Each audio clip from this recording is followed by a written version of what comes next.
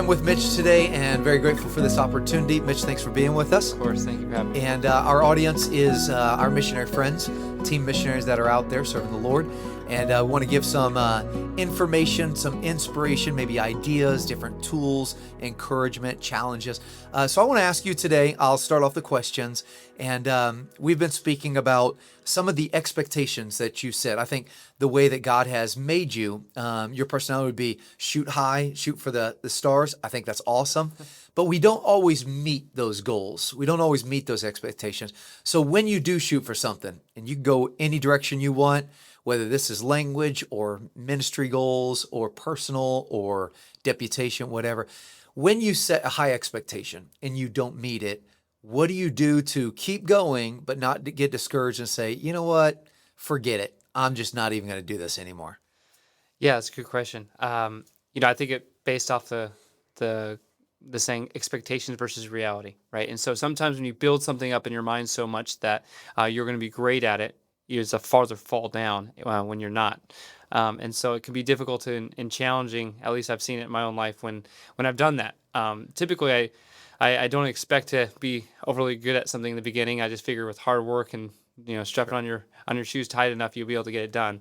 But I specifically for me, I saw this in language school for us because I had been taught in all the Friday classes and everything that if you're somebody that can make fun of themselves, if you're somebody that's social rather than academic, if you're someone that just is a hard worker and willing to go out there and immerse yourself in the culture, making friends in it, and just that you're going to be someone that excels and thrives in language learning. And I remember sitting there next to my wife that is like an introvert, that's a little more reserved, but a little. It's harder to get her to laugh at herself. I'm more proud in that aspect, sure.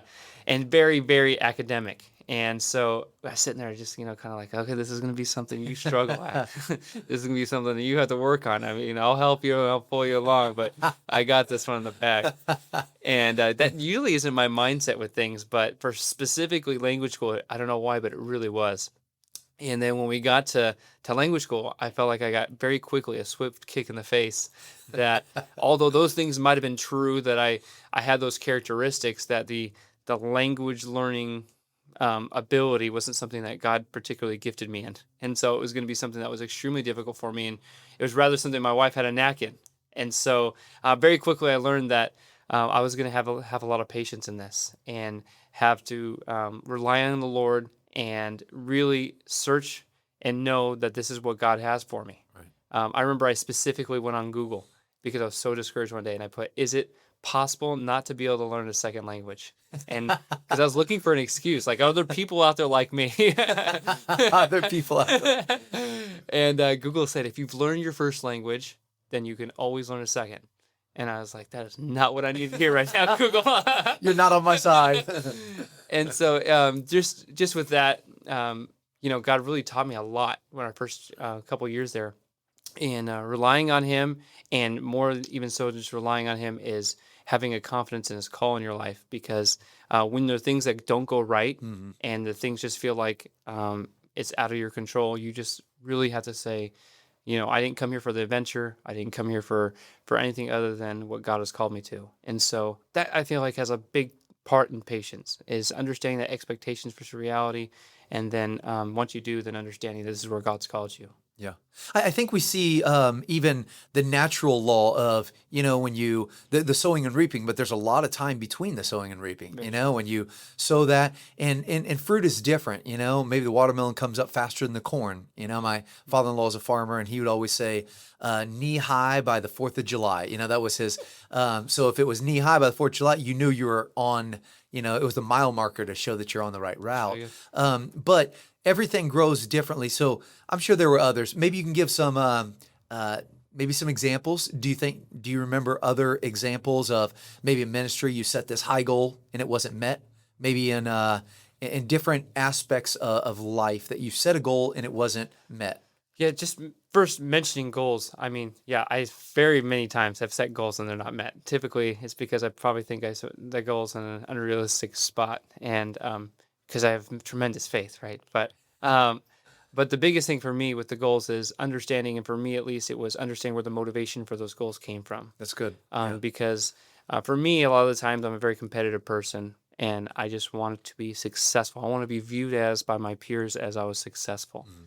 and that could become a very toxic trait. A Sure. competitiveness, and it can turn into bitterness if it doesn't accomplish right. And even if you do accomplish it, then Satan can use those lies to know that you are deserving of being held up higher in esteem by your peers, which is not at all what the Bible teaches, and Yeah.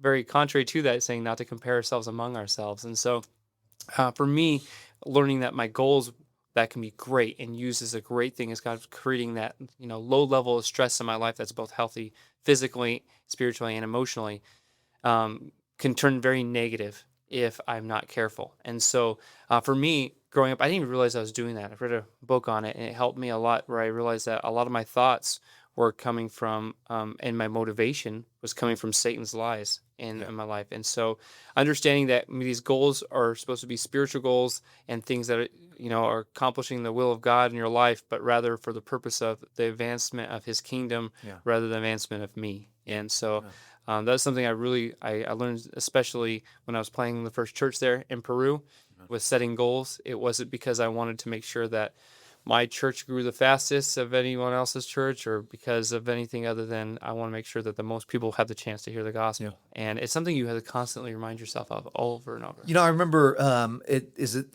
Spiritual Leadership by is it not Oswald Chamber or Sanders, J. Oswald Sanders. And he says in that, I don't remember exactly how it says, but he talks about spiritual ambitions and he talks about leadership. And if we're not careful, even though it's in the spiritual realm, we can get really prideful. Like, Lord, I want to see 1 million people saved because D.L. Moody did it, like, and I'm going to show that I'm better than D.L. Moody, and in some aspects, I know that everybody listening might, well, there's nothing wrong with setting high goals, and that's fine. We all might see it a little bit differently, and maybe our personalities play into that. Um, Nevertheless, we do have to remember, and I think that's excellent inspection on your own life, examination of where's your motivation. Is this for me and my name, or is this for the Lord's glory? And I think none of us should answer for the other. I think all of us have to do our own self-examination to check that out. Mhm. I do think there's a lot of personality playing in that personally, Mitch, and that would be for me. I've seen like something that maybe I push out there like as a high goal for me to get to. I might not make it, but it helps drive me. But I've also found out in my own family and with friends that I try to implement on them, say, you put this high goal. And for them, it's not something that they're going to run towards. For them, it's become a cloud over their head that makes them live in So misery. true. And how do you do that with yourself, Mitch, and make sure that you don't, like you said, push your goal upon your wife Mhm. because maybe she's different. Maybe that's not her goal. Maybe that's not in her heart. How do you do that? A very good question. And then I do a couple things because you're very right. My wife is completely different than me and personalities wise, where if she knows some of the things that I have put on myself to accomplish, that she would almost look at it like as something that would deter her from doing it, because you're like, I know I can't get there anyway. And so, Mhm. um, so what I do with my wife with some of those goals, especially since some of them she doesn't really need to know about, with doing a church and having certain numbers, or having the ability to give out a certain amount of tracts or whatever it is, or disciple a certain amount of people, whatever the goal is.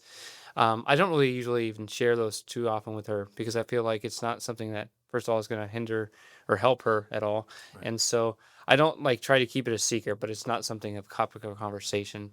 I do share with her obviously goals that have to do with our family, Sure. and I allow her to put her own spiritual goals in her own life. And so that there's the different things that she wants to see accomplished and she wants God to see, she can feel free to do that and at her own pace and what she thinks that God has called her to. And so my wife is definitely a motivated person and a driven person. And so I see her doing so many things while we're there.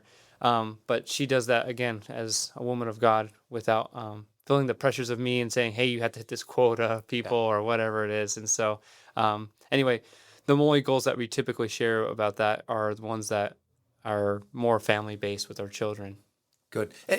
Could you share a couple of those, maybe goals that you would put in your family Yeah. that kind of help you out? Yeah, so goals that we have in our family, we start off with, we were looking to do family devotions every night before going to bed, and rather it being something that was a long time spent each time, because we kind of did that and got burnt out and would miss nights and then not do it for a month or two. And so we have different things that we want to see us be able to at least share at least a 5-minute story with our two little boys every night before bed. We did something else that we've implemented that our pastor recommended, which is always eat dinner together.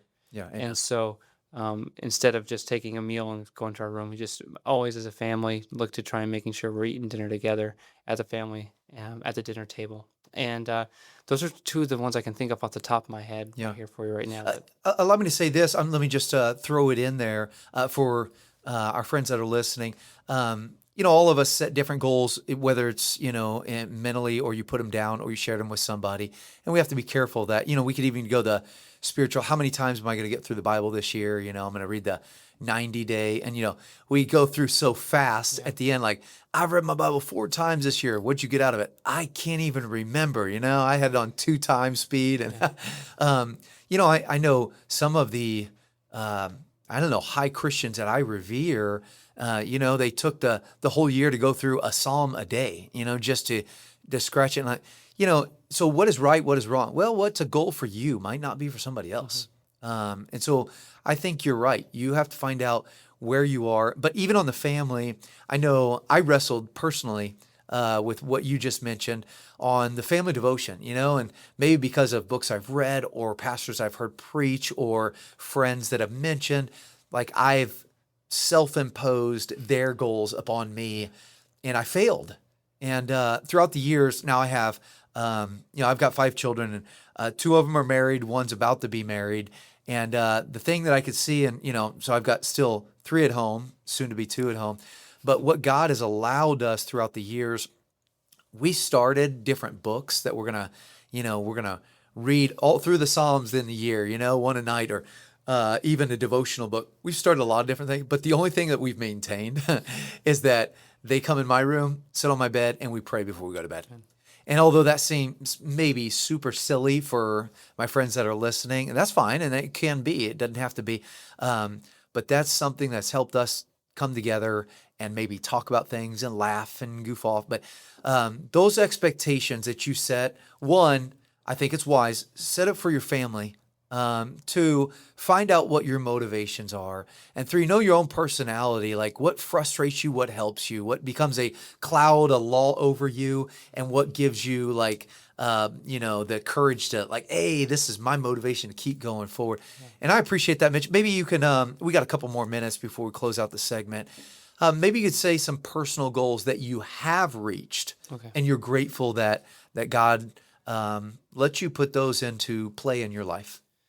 Yeah, so some of the goals that when we first got to the field were I wanted to just be able to go through discipleship with somebody before we came back. And I wanted to be able to complete a book of discipleship with them in Spanish. And so that was a big goal for me. And it actually was completed several different times by the time we left, because we had a church that was given to us. But that goal was really important to me for a couple of reasons, because first, I felt like if I could do it once with somebody, that I could then do it and repeat it again. And then I also wanted to be able to see someone come to the Lord. And that was something that for my first 2 years as well, and then become faithful in church as well. So God's really blessed, and all the different things that I've asked him for, and he's exceedingly given above and beyond in many areas. There are areas and things I asked for that I was not seen, and that were not accomplished. And I'm going to continue praying about those and continue in his own time. Love to see this happen as well. I appreciate that, Mitch, and all my friends that are listening. Set goals, set expectations, but don't let your expectations turn into frustrations and make you want to quit. Right? Set things that you can get to, and I think those, what you mentioned, those spiritual ones, especially with the family, or even getting through discipleship. I'm getting through, praise the Lord for that. And God bless you on your efforts as you serve the Lord. Remember, life's not about you and your accomplishments. And sometimes we can get in that rat race, but it's about, we're servants of the Lord. And as servants of the Lord, geography is not an issue with him. Levels are not an issue with him. Position's not an issue. We are simply servants, and as he moves us, we're faithful wherever he places us. So Mitch, I appreciate your time, and dear friends listening, thank you so much for your time.